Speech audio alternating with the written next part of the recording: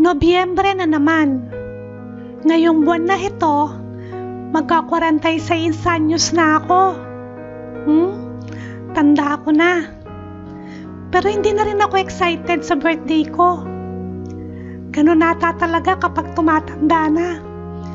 Nagbabago ang kahulugan ng birthday sa atin.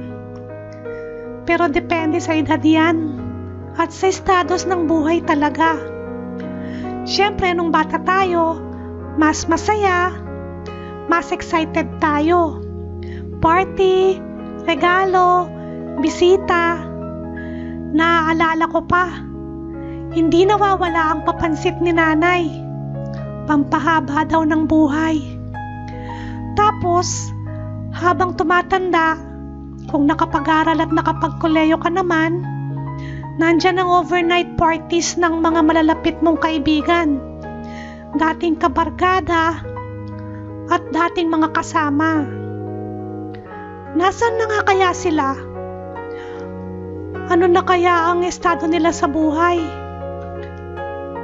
Pero pansin ko lang habang tumatanda, sa tuwing dumarating ang araw ng kaarawan natin, padami ng padami ang pumabagabag sa isip natin. Marami tayong masyadong tanong o kaya'y plano. Tipong nagninilay-nilay ba? Kasi naalala natin, isang buong taon na naman ang lumipas sa buhay natin. Kahit ngayon sa edad kong ito, madami pa rin akong tanong sa sarili. Kahit akala ng iba na nasa akin na ang lahat. Lalo na nung nag-pandemic, nag-iba ang lahat. Kung dati lagi kong tinatanong at tanong ng pamilya ko, anong gagawin natin sa birthday mo? Saan nga ba ako magse-celebrate? Saan nga ba ako pupunta? Ngayon naman, ang tanong ko sa sarili ay, ano na nga ba ang nagawa ko sa sarili ko? Saan na nga ba ako napunta o napadpad? Magiging masaya kaya ako? Madami na ba akong napasaya, nasaktan, or madami kayang galit sa akin? Kailan kaya ako yayaman?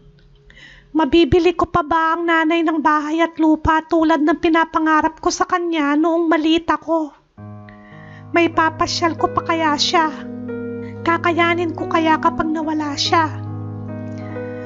Magkakanegosyo kaya ulit ako? Kailan kaya ako mamamatay? Ang weird ko, ano? Birthday na birthday ko, pero yun ang iniisip ko. Siguro kasi itong taon din na ito, pumanaw ang pinakapaborito kong kuya. Para wala pala akong choice dahil siya lang naman ang nag-iisang kuya ko. At dahil doon, naaalala ko na naman ang limitado nga ba lang buhay natin. Minsan, kailangan mo rin tanong sa sarili mo yun eh. Kailan nga ba? Or kailan ka nga ba mamamatay? Ewan natin, pare-pareho nating hindi alam.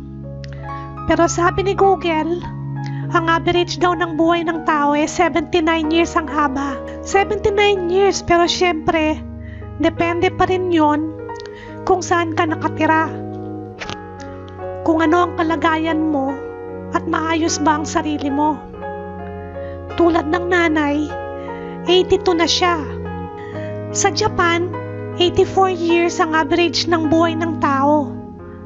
Dito sa Pinas, 69 lang daw. Siguro dahil sobrang stress sa buhay. Siguro dahil nandyan ng polusyon, traffic, korupsyon, politika, pati mga inggitera at chismosa mong kapitbahay. Pero sapat na kaya yun? Yung 69 years na buhay nating mga Pilipino? Tsaka doon sa 69 years na yun, ilang taon at ilang oras ang masasabi nating nabuhay tayo. Yung tipong malaya tayong gawin ng anumang gusto natin. Siyempre, kailangan mo ring matulog, kumain, maligo, mag-aral, magtrabaho, di ba? Kung unti-unti nating aalisin ang mga oras na yon, Masasabi pa rin ba nating sapat yung oras na matitira sa atin? Subukan kaya natin. Sinasabi, 8 oras ang normal na haba ng tulog ng isang tao sa isang araw. 1/3 ng buhay natin, 1/3 ng 69 ay 23. So meron na lang tayong 46 years na natitira. Yung malaya sa sarili nating nakukumpleto lang daw pagdating ng 4 na taong gulang. Yung tipong buong buo na ang memorya, tsaka mas malinaw na ang ating naiintindihan sa paligid natin. Kumbaga, sa 45 years na taon natin, sisiw lang daw yon. At kung iisipin, yung unang 4 na taon natin ay baliwala. Hindi natin masasabi na malaya tayo sa mga taon na yon dahil nakadepende pa tayo sa ating mga magulang. Sa eskwela naman, may 303 school days sa isang taon.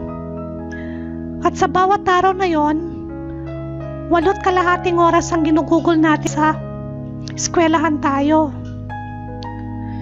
Subalit nagbago yun ngayong panahon ng pandemya. Kung estudyante siguro, iisipin mo, sulit pa ba ang araw na maghapon akong nasa bahay gumagawa ng modules? At kung susumahin mo, 16 years ang pamamalagi natin sa eskwelahan. Yun ay noong panahon ko. At mahigit sa mga kabataan ngayon. Depende pa yon kung tamad ka. Mahilig kang mag-cutting classes. Puro bagsak ka. Nasa yun na yon. 4 na taon ng koleyo natin. At sabihin na natin na pagka-graduate mo ay nakakuha ka na kaagad ng trabaho. Pagkatapos nun, 40 taon. 40 taon bago ka magretiro. So ilang years na lang natitira. Nakakapagod, no? Doon sa 40 years na pagtatrabaho natin, isasama pa natin ng ilang oras na sasasayang sa biyahe natin dahil sa trapiko. 2 oras ang nasasayang araw-araw dahil sa traffic. Na kung susumahin mo, sa 40 years, kumukuha ka ng 2 oras bawat araw.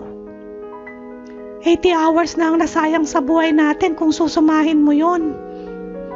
3.3 years na yon na walang ginawa, kundi tumunganga sa trapiko.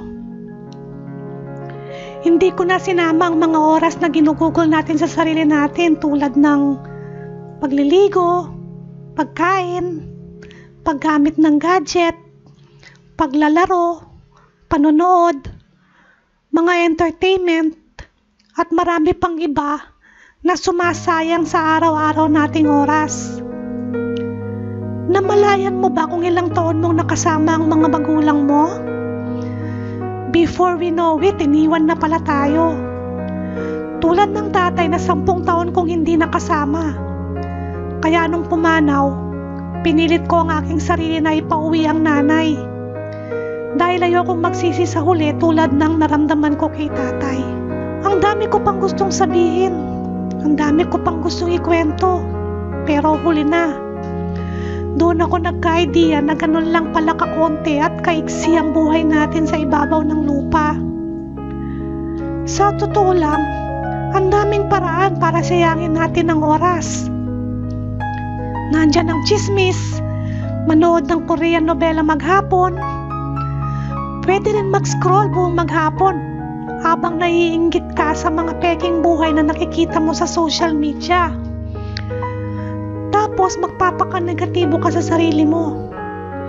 Wala nang nagbabago. Nasa sa iyo yan. Kanya-kanyang trip lang yan. Pero ipapaalala ko lang sa'yo, sa mga nanonood nito, walang hinihintay ang oras. Hindi ito humihinto para sa'yo or para kanino man. Siguro minsan ayos lang din namang tamarin. Kagaya kahapon na maghapon akong humilata dahil medyo hindi maganda ang pakiramdam ko. Or kaya naman magpaka-negatibo sa isang araw. Malimdim, mag-iiyak kung sakali hindi mo na talaga kaya ang dagok sa buhay. Ayos lang yun. Minsan, kailangan din nating yakapin at tanggapin na may mga panahong malungkot talaga tayo. Basta wag ka lang manatili sa ganong sitwasyon. Sabi nga, daanan mo lang, wag mong tambayan. Tandaan, may ilang oras lang na meron tayo. At kung sasayangin mo yung oras na yon sa puro kalungkutan lang, kawawa naman tayo. Basta lagi nating itanong sa ating mga sarili, nasaan man tayo ngayon? Bakit nandito pa rin tayo? Sa ilang oras na pamamalagi natin, dapat ginugugol natin sa mas makabuluhang bagay. Mga bagay na mas masaya tayo. Pero siguro nga, ang mga bagay na yun ay madali lang sabihin, pero mahirap gawin. Pero ganun pa man, ugaliin nating maging masaya at positibo sa anumang oras. At lagi pa rin nating isipin, gumawa ng makabuluhang bagay kaysa doon sa mga walang kakwenta-kwentang bagay. Lagi mong tandaan, lahat ng oras dito sa mundo ay limitado. Sabi nila, ang oras daw ay isang ilusyon. Kadalasan, pakiramdam natin ang bagal ng oras natin. Minsan naman, bakit parang sobrang bilis? Pero kadalasan, feeling natin, limitasyon ng oras o kaya naman sobrang dami ng oras natin. Pero ang totoo, napakalimitado. Limitado na nga ay kinaaksaya pa natin sa walang kakwenta-kwentang bagay at pagiging negatibo. Pero sa huli, nasa atin pa rin kung paano natin gustuhin gugulin ang oras natin. Sabi nga nila, time you enjoy wasting was not wasted time. Kaya kung ano man ang gusto mong gawin sa napakalimitadong oras natin, siguraduhin mo lang na masaya ka. Kaya kaibigan, simpleng payo lang. Kung may gusto ka mang gawin, gawin mo. Hindi sa pinipressure kita. Sabi nga ang oras, kapag lumipas na, wala na. Salamat sa oras na ginugol mo sa panonood at pakikinig dito, kaibigan. Sana nagawa kong makabuluhan ng ilang oras na sinayang mo sa pakikinig sa akin. Sana may natutunan ka naman sa mga narinig mo. Hindi sa akin ang iba sa mga katagang ito. Pero dahil sa dami kong natutunan, kaya ibinabahagi ko sa inyo. Baka sakaling katulad ko, matauhan ka rin at huwag sayangin ng oras sa walang kakwenta-kwentang bagay. At sana palagi kang maging masaya, kaibigan.